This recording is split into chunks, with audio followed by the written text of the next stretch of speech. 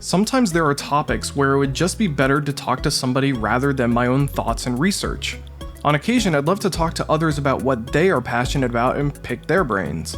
Today, I'm talking to Dr. Rusty Holmes, a speaker, teacher, and freelance horn player in the greater Austin, Texas area. Dr. Holmes is an active lecturer and has presented at regional and international workshops, including the 52nd International Horn Symposium. He is also a frequent guest speaker and teacher at colleges and universities across the United States. His big thing is mental fitness. So what is mental fitness and why is it important? Let's talk to Dr. Rusty Holmes and find out.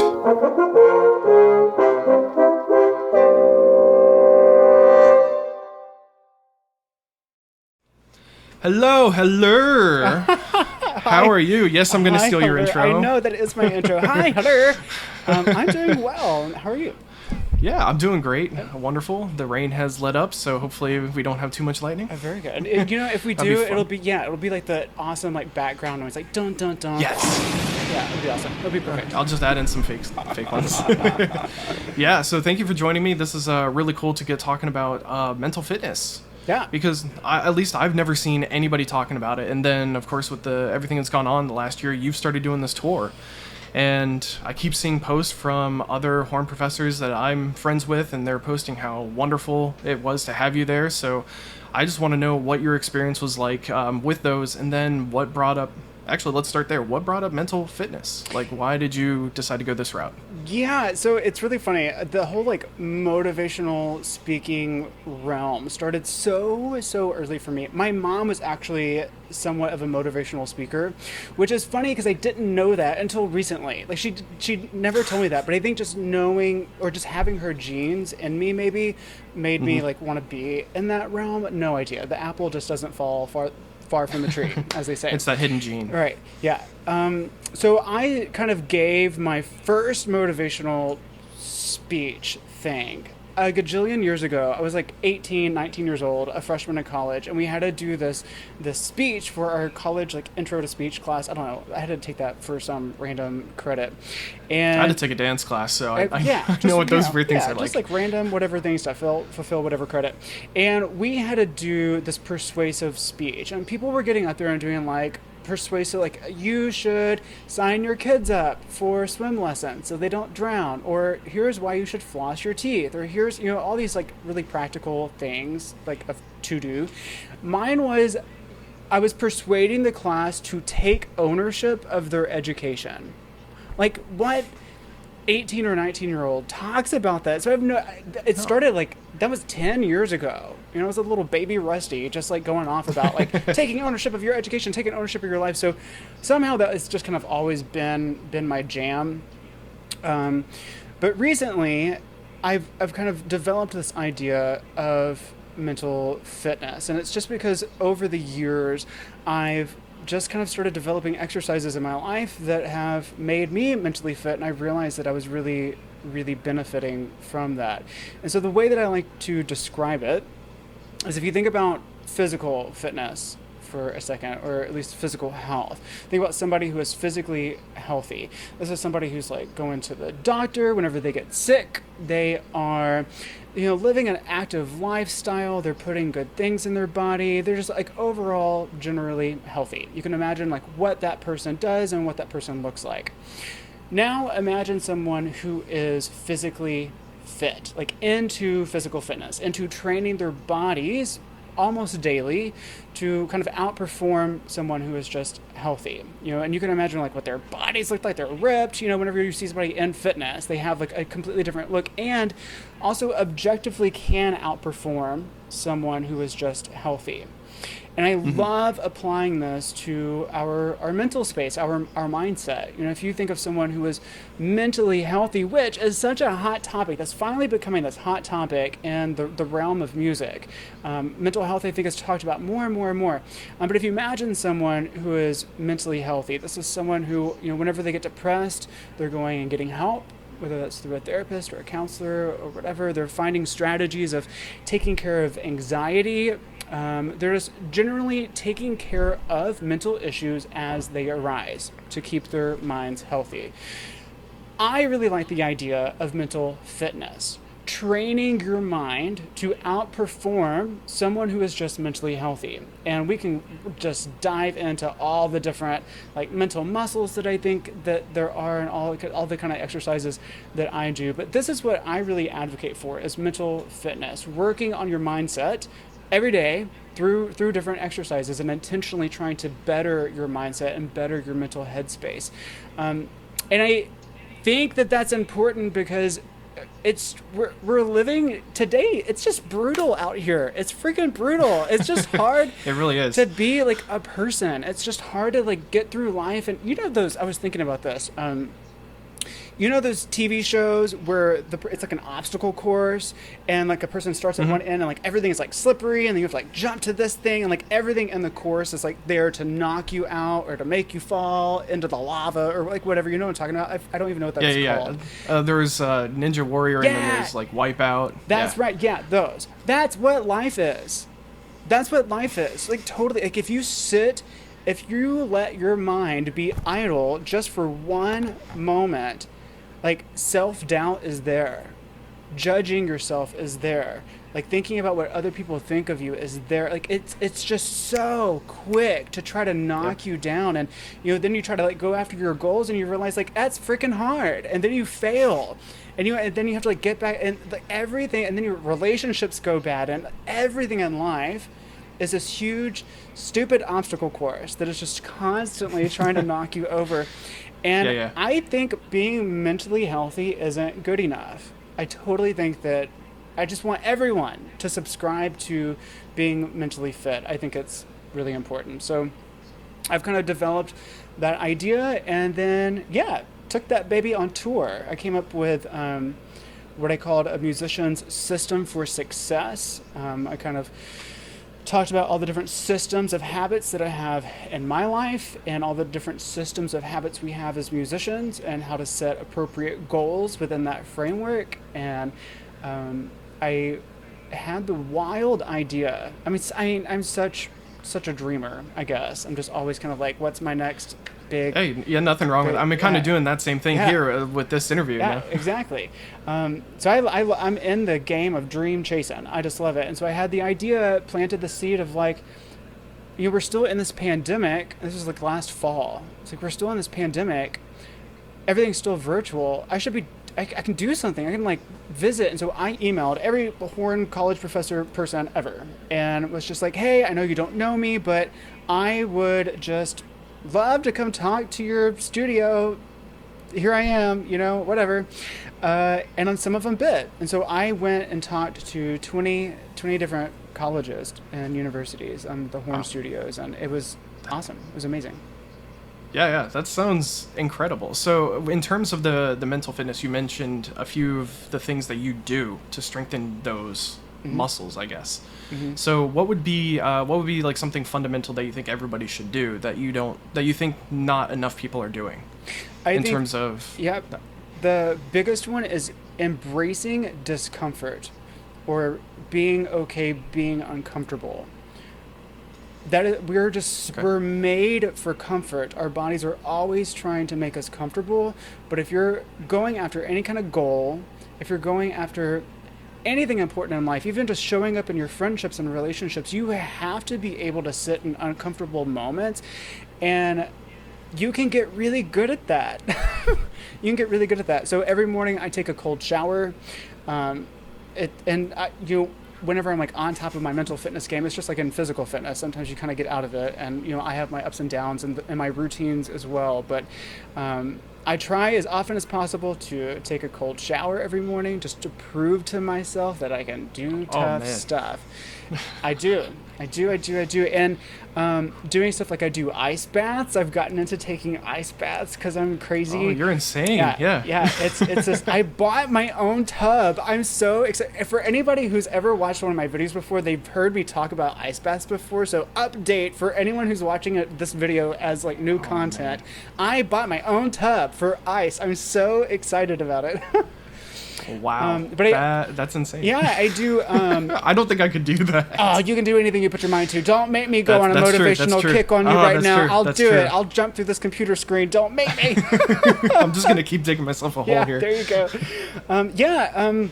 And then doing stuff, and it's important to say though too, whenever I take a cold shower in the morning, in my mind, I'm framing it that way of like, I'm doing this because I can do tough things. And when I get out of the shower, I'm like, I knew it. I knew I could do something tough. And so I'm framing it. It's not like I'm just taking a cold shower and hoping that somehow it's a good exercise for my mind. I'm framing it in that way. And I think that's important to point out.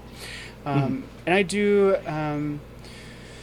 Wim Hof breath work, which is, Wim Hof is kind of known as the Iceman. It's a man's name. And he came up with this breath work where it's just really intense breathing, and that can be pretty uncomfortable. And there's a Wim Hof group here in Austin, Texas that I absolutely adore. I meet up with them every Friday morning, which today is Friday. I went there this morning.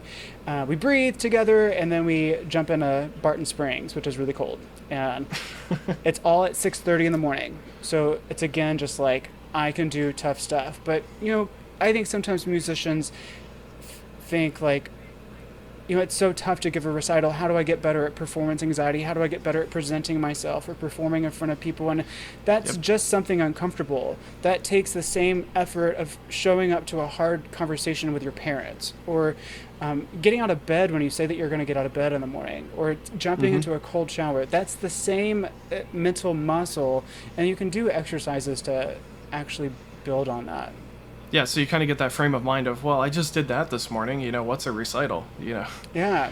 Just kind of like baby steps into that. Yeah, exactly. And I do want to point out, though, it's not about learning to feel comfortable. It's learning to be okay feeling uncomfortable, and just breathing through it and getting over it. Like, sometimes you're really nervous when you walk out on stage. That doesn't mean anything. You can just be nervous and learn to breathe through that and be okay. You don't have to have this freak out in those moments, Right. I've seen a couple musicians that had big solos, let's just throw out Check 5, for instance, for horn players, go out there nervous as all get out, but they don't seem it, Right. They go out with confidence. And with these individuals I'm thinking of, performing big solos like that, they are uncomfortable from what they're saying, but they don't show it. Yeah. They're okay with that being uncomfortable. Yeah, totally. And there's like a gajillion more too. I think presence is another big one that I love. I think, just being in your life, but also just being present in music, having that focus, being able to just be in your audiation and not be distracted by thoughts. And of course, meditation is a wonderful exercise to kind of practice that. But that's also something that you can just bring through your whole day of just practicing being present. An exercise that I absolutely love doing, and for anybody watching, you should do this now. Just notice that your butt is on the chair. Just think about your butt and that contact, and you can just feel it. And that is just, you can practice that at any moment whenever you're feeling like totally overwhelmed, or like you can't pay attention in class, or you're like sitting in an orchestra rehearsal and you're like totally lost, or like you're feeling anxious about a solo coming up. Just feel your butt. And it's like one of those things that just kind of wipes the slate clean. You can focus on something like that. Yeah. Totally. And that is the point of meditation. It's just kind of bringing your awareness back to the present moment. So I think that's another really important one as well. Yeah, I like that better than what I always did. So I get nervous on the stage, and I just start overloading my brain of like, okay, what are the flutes doing here? Okay, then the strings are going to do that. All right, trombones are coming in here, and I just overload. Overloaded with other things other than, oh boy, here it comes. Yeah, exactly. And so I like that better because it's much more minimized. Instead of overload, you go the opposite direction.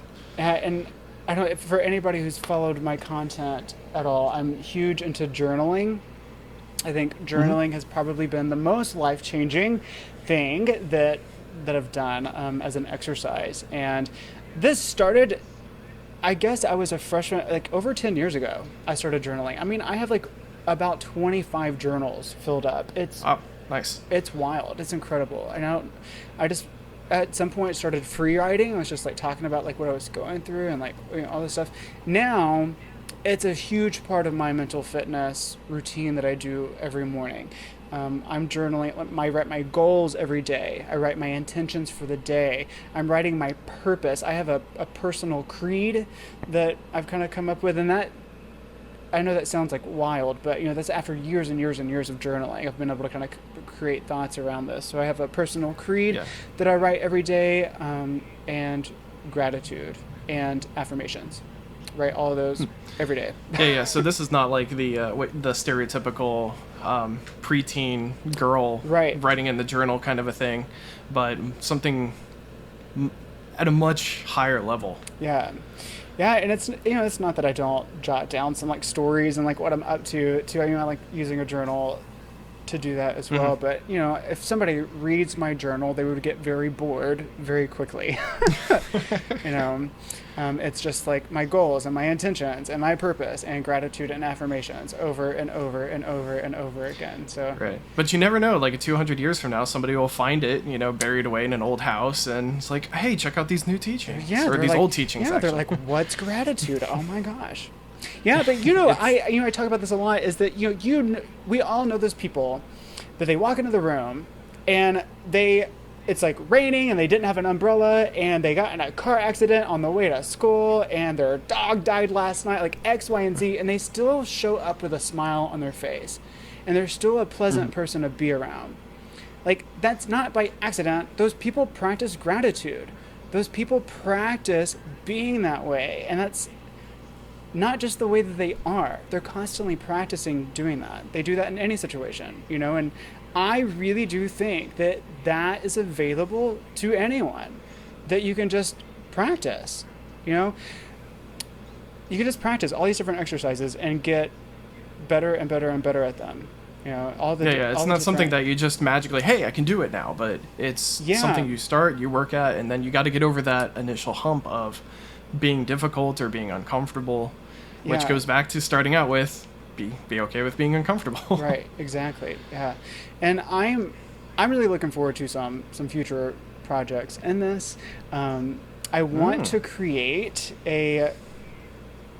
something like a couch to 5K, but for mental fitness. And I don't know what to call it. For anybody out there who is listening to this, who can give me an idea for what to call this, please, OMG, comment about it, because I'm looking for something like a clever title, like practice, but it's not so music related. I thought about like practice room to performance hall or something, but it's not. This is so not about you playing your instrument. It's about you showing up in life for playing your instrument. Yeah, this is a general life thing, not necessarily musician. I mean, we're both horn players, so that's what we live and breathe, but this whole thing is everybody. Yeah. But the way that... I'm so glad you just said that, because I say this anytime that I'm speaking. The way that you do anything is the way that you do everything. The way that you do anything is the way that you do everything. And so, if I'm taking a cold shower in the morning and thinking like, wow, I can do really tough stuff, I can also do that kind of stuff on my horn. I can sit and in front of somebody and play, and I can do tough stuff, and that everything, whenever I'm meditating in the morning to help me with how I'm focusing in my life, I'm also able to sit down and practice better and focus on my excerpts and regain my attention whenever it's gone to Facebook or Instagram, or I've seen that it's gone somewhere. I can refocus really, really, really quickly. All those things are things that affect us as musicians. And I think getting lazy with any of those things also affects you as a horn player. I always preach that you should get up on one single alarm. That is the easiest way to respect that intention and to cast a vote for being the kind of person that does the things that you say that you're going to do.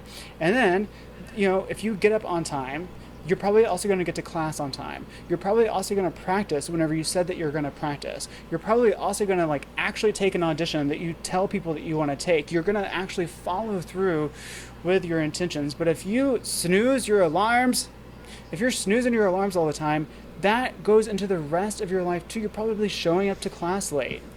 You probably don't respect your friends' time. Whenever they say that you want to meet up for lunch, you probably show up late to even hang out with your friends. And then you skip your practice session in the afternoon because the way you do anything is the way that you do everything. I think it's like so important to set those into, even the night before, get a bedtime, go to sleep, respect the intentions that you set in your life, and actually commit and follow through. That'll change anybody. Just one more episode of whatever. That'll change anybody's life. Unless it's one of our videos, then it's fine. You can do one more. Right, one more of these videos. That's right. Yeah, but I think except mine are starting to get long, so they can last through it. Yeah, it was 26 minutes, so yeah, I'm getting longer and longer. Nice. And I got one coming up that's going to be extremely long. It's a full movie analysis, and analyzing the film score and going through all of it. And it's going to be, oh gosh, I don't even want to know. It's probably going to be over 2 hours long. Yeah, so you're definitely in the business of dream chasing. You're just out here doing it. Yeah, trying a bunch of different things on my channel, just like, oh, this interests me, but all with the kind of the same thing of nobody's talking about this and nobody's doing it, or at least not enough. Yeah. In my realm. So like I just did one about modes, and it's like, well, we all learn modes, but I never learned like the application, how the melodies work. Right. And so you got all these alter notes, so what do they do? What do they mean? And then how can you use it? Well, you've got all these tropes like, oh, Dorian's just Celtic. Not necessarily. You know, I have several examples on there of non-Celtic Dorian. And same thing with Phrygian, I guess. It's very much just approaching those, and then I'm thinking, okay, there's definitely topics that I can't research enough about to be able to put something together. So, and then I see your stuff, and I'm like, oh, mental fitness, yes. Mental fitness, that's right. So, yeah. So please give me me all the info. Yeah, well, you know, it's a lot of the things that I like to talk about are helpful to people like us. And for anybody watching, people who are just wanting to do the dang thing, to chase the dream, you know, to dream up something wild and then actually go at it, because it's really, really easy to give up. It's really, really easy. Yeah, it's easy to be like, well, I can't do it because of this, and then that's going to be too hard, and then I have to worry about that.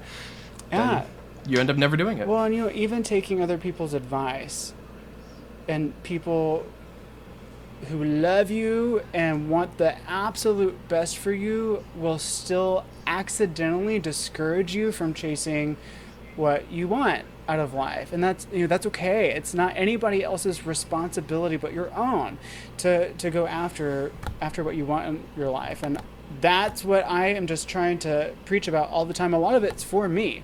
You know, I'm kind of forging my own career. I don't know anybody else doing this wild, crazy stuff, and I want to talk more about kind of what my future plans are, because I think people will be really interested. Absolutely. In it.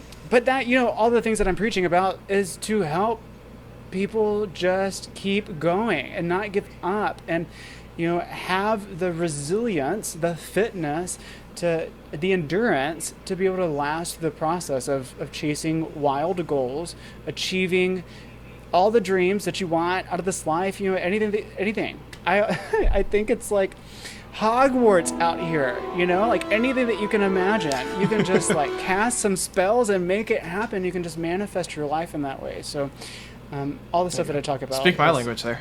Yeah. That was my childhood fantasy world. Nice. I'm all about it. You just dream it up, cast a spell, and make it happen. Yeah.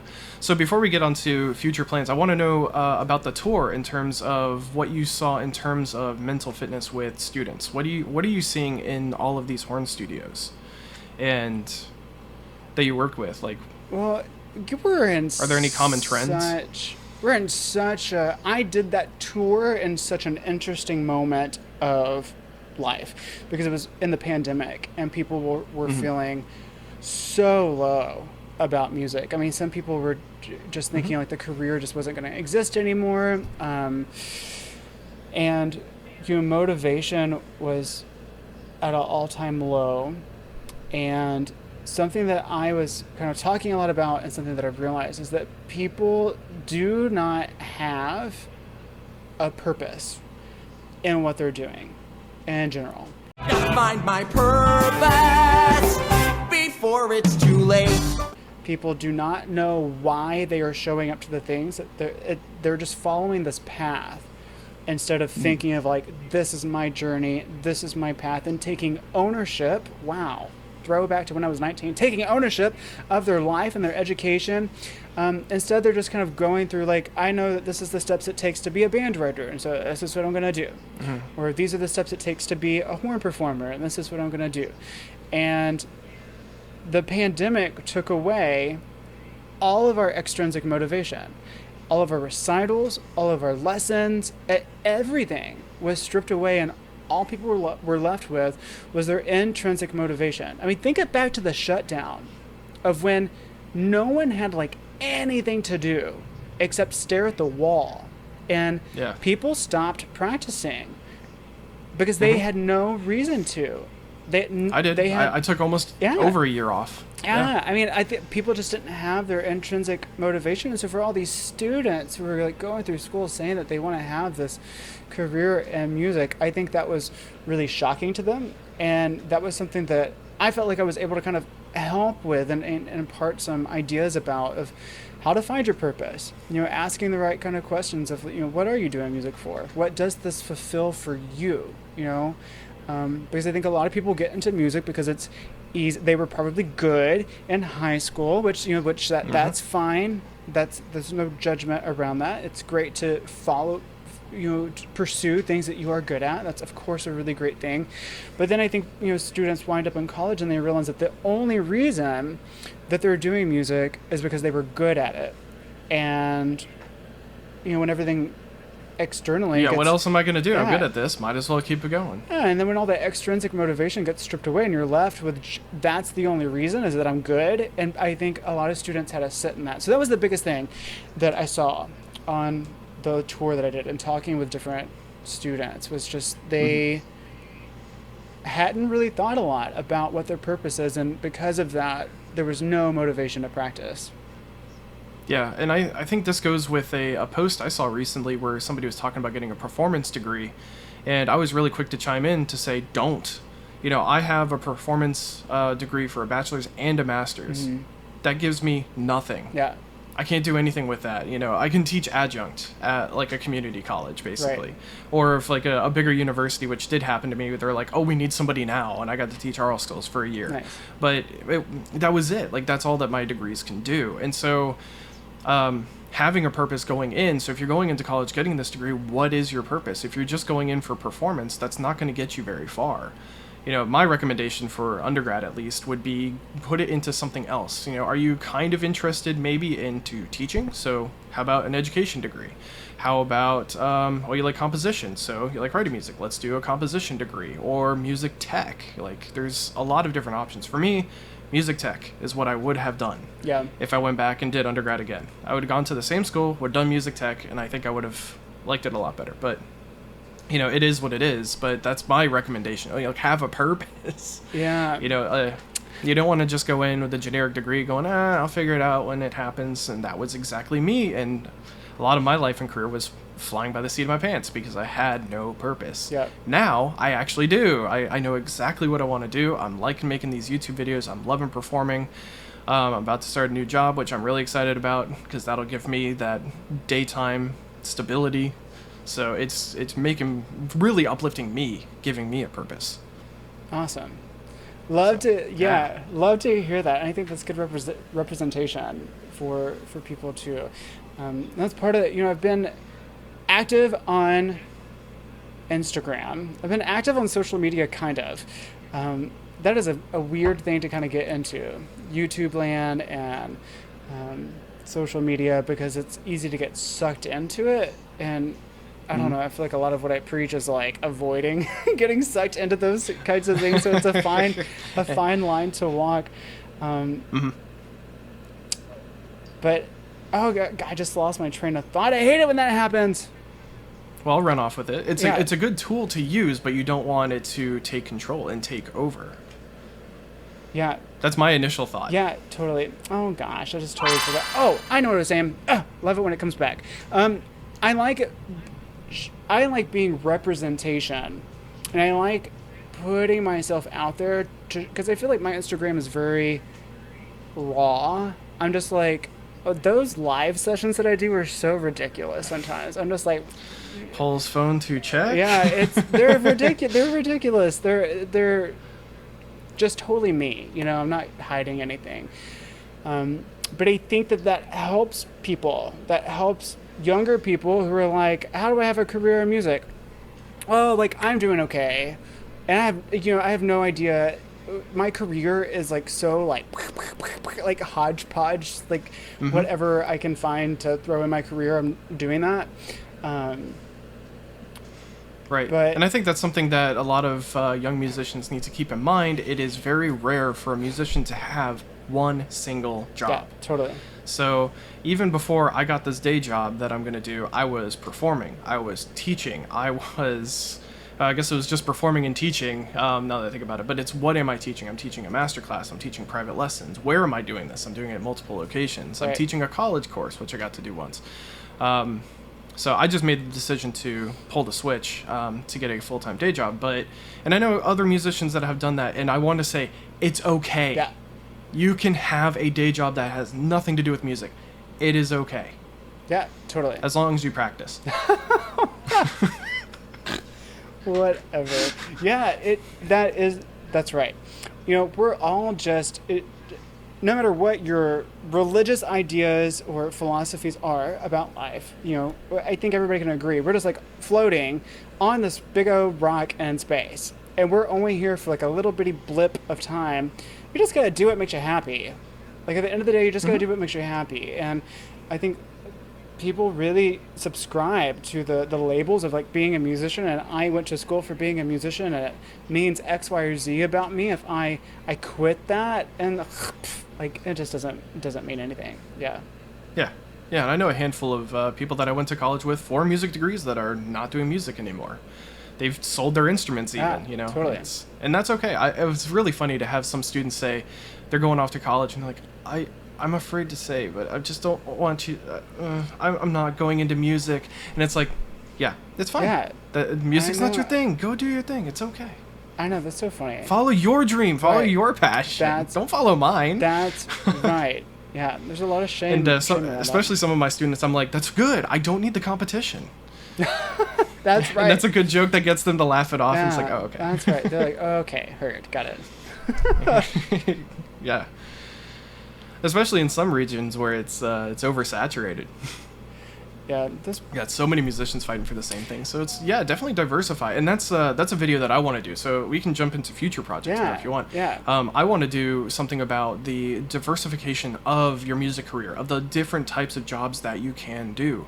I really need to find this piece of paper that I have from John Wasson, arranger, composer, lives north side of Dallas. Wonderful guy, trombone player, I believe. And he had this list that was like 10-point font, both sides of the page filled with different careers in music. Wow. From recording engineer to stage work to, I don't know. This is where I need to start doing the research and find this again, because like it's like had this whole page, and here's what is it? And I'm coming up with 2, 3, and it's like I needed all of them. But yeah, there's so many different things that you can do, and so many different career paths within music. You know, from teaching to performing to tech work to YouTube. There's a handful of music YouTubers that are doing extremely well. Yeah.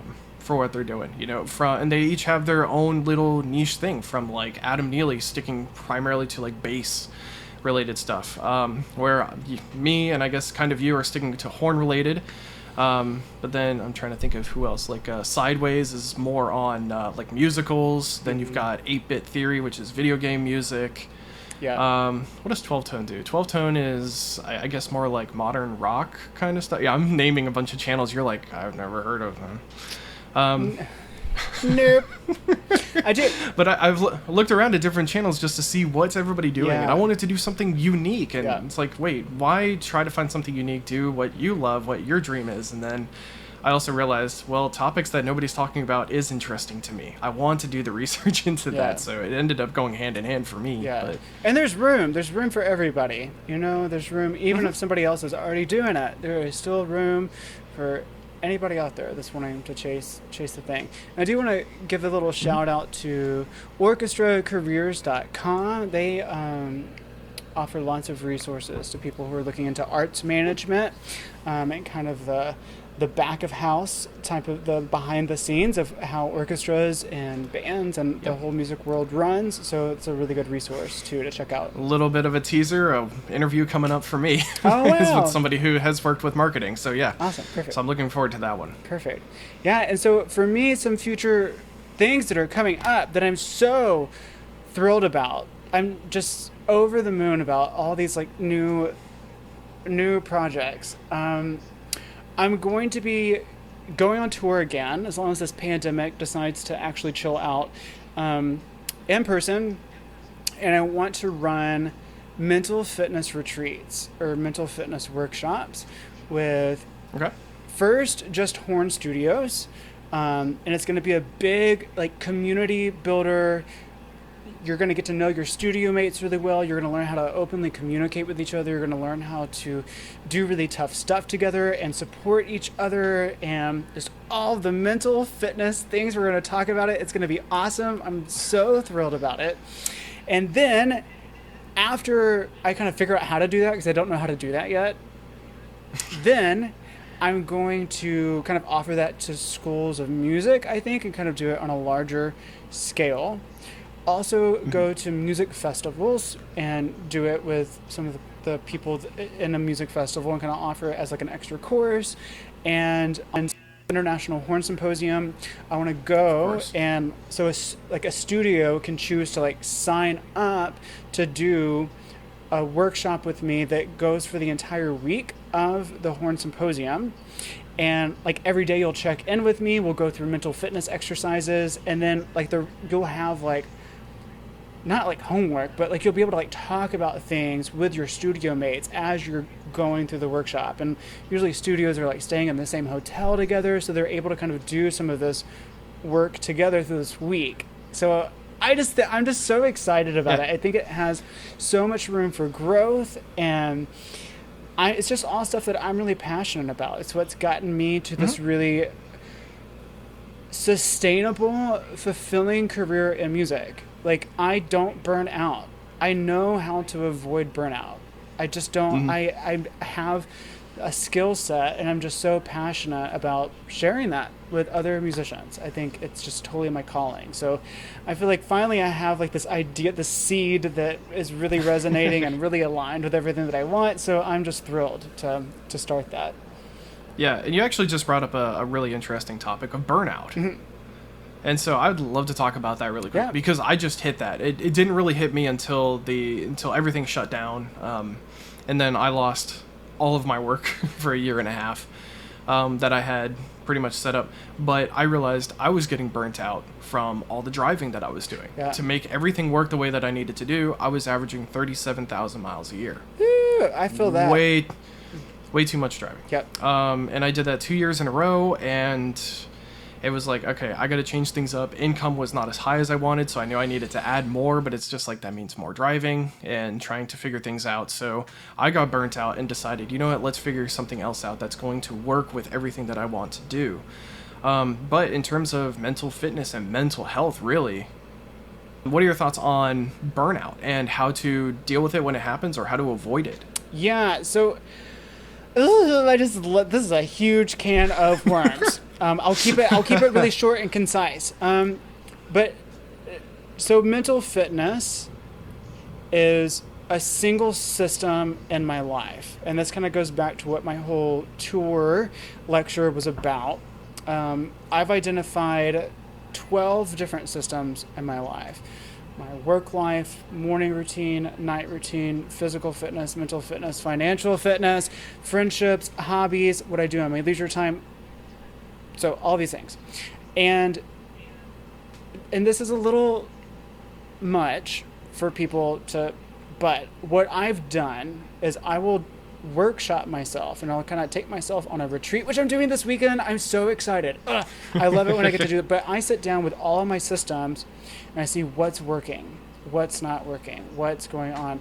And I usually, give the example of like a system might be like something like, think about your internal organs and how they all kind of work together. They're all like systems within a larger system that makes up your body, Okay. But whenever you get sick, say that you like catch a cold and you go to the doctor, The doctor doesn't tell you that you need a new body, and the doctor doesn't tell you that you need to like, put a cast on your leg. If you have a cold, they just give you medicine to fix that one system that's not working anymore. And then all of a sudden your entire body is back functioning like it's supposed to.